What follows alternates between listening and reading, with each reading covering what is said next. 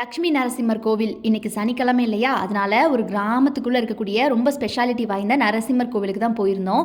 இது லக்ஷ்மி நரசிம்மர் கோவில் அப்படின்னு நீங்கள் யார்கிட்டயாவது கேட்டிங்கன்னா கூட அங்கேயே வரலாறு சொல்லுவாங்க. இதோ இந்த மாதிரி துளசி மாலை வாங்கிட்டு உள்ளே போகும்போதே எங்களுக்கு தெரிஞ்சிருச்சு இன்னைக்கு சனிக்கிழமை அப்படிங்கிறதுனால கூட்டம் ஜாஸ்தி அப்படின்னு. உள்ளே சூப்பராக இருக்கும் கைஸ், கோவிலே நல்லா கட்டியிருந்தாங்க. அப்படியே வைபாக இருக்கும். நீங்கள் உள்ளே போனதுக்கப்புறம் உங்களால் அந்த பாசிட்டிவிட்டியெல்லாம் ஃபீல் பண்ண முடியும். அங்கே அப்படியே கூட்டம் ஜாஸ்தியாக இருந்ததுனால நாங்கள் வந்து இந்த மாதிரி க்யூவில் தான் நின்று போக வேண்டியதாக இருந்துச்சு. இன்றைக்கி பிகாஸ் சாட்டர்டே அப்படிங்கிறதுனால ரொம்ப ஸ்பெஷலான டே. அதனால பக்கத்தில் இருக்க லோக்கல் பீப்புள்ஸ் அப்புறம் தூரத்துலேருந்து ஊர் விட்டு ஊரெல்லாம் வந்திருந்தாங்க இந்த கோவிலுக்காக. அங்கே எல்லாரும் பார்த்தீங்கன்னா நின்றுட்டு கொஞ்சம் நேரம் வெயிட் பண்ணி தான் சாமி பார்க்க வேண்டியதாக இருந்துச்சு. கரெக்டாக 12 மணி பூஜைக்கு தான் நாங்கள் போயிருந்தோம். அதனால சரியான ஸ்பெஷலாக இருந்துச்சு. கோவிலுக்குள்ளே போகவே பார்த்தீங்கன்னா அங்கே நீங்கள் பில்டெல்லாம் சூப்பராக பண்ணியிருக்கிறத பார்க்க முடியும். அவங்கள உள்ளே கும்பிட்டுட்டு வெளியில் வரும்போது அப்பாவுக்கு கனி கிடச்சிது, எனக்கு இந்த மாதிரி தாமரை பூ கிடச்சிது. அம்மா வந்து குரூப்பில் டூப் ஆகிட்டாங்க கைஸ். ஸோ இதெல்லாம் கிடச்சிது, நல்லா வைபாக இருந்துச்சு. அங்கேயே பார்த்தீங்கன்னா இந்த மாதிரி கிணறெல்லாம் இருந்துச்சு. நான் இன்றைக்கி மார்னிங் பிரேக்ஃபாஸ்ட் சாப்பிடாம வந்துட்டேன், ரொம்ப பசி எடுத்துச்சு.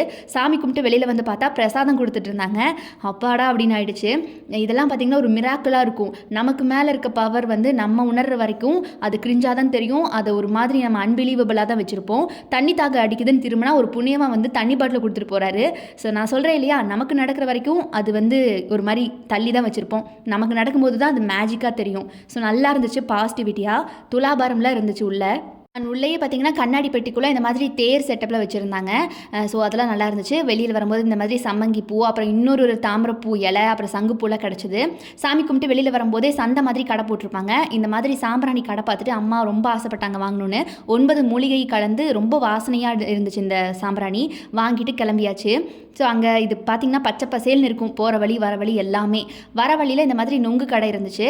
அங்கே தெளிவு வந்து எனக்கும் அப்பாவுக்கும் ரொம்ப பிடிக்குமா, இது எங்களோட ஃபேவரட். அம்மாவுக்கு பிடிக்காது, எங்கள் 2 பேர்த்துக்கு இது ஃபேவரட். குடிச்சு முடிச்சுட்டு அங்கேருந்து கிளம்பியாச்சு.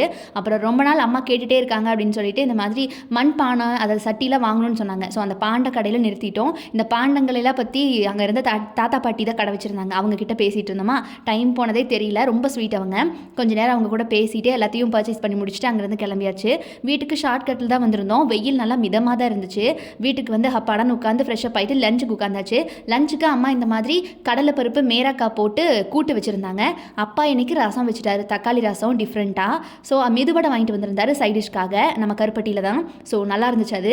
இந்த கூட்டு வந்து எங்கள் எப்போல்லாம் எங்கள் அம்மா வைக்கிறாங்களோ அப்போல்லாம் செம்ம டேஸ்டியாக இருக்கும் கைஸ். எங்கள் பாட்டியோட கைப்பக்குவத்தில் அப்படியே வைப்பாங்க எங்கள் அம்மா. இன்னைக்கு லஞ்ச் இப்படி தான் இருந்துச்சு.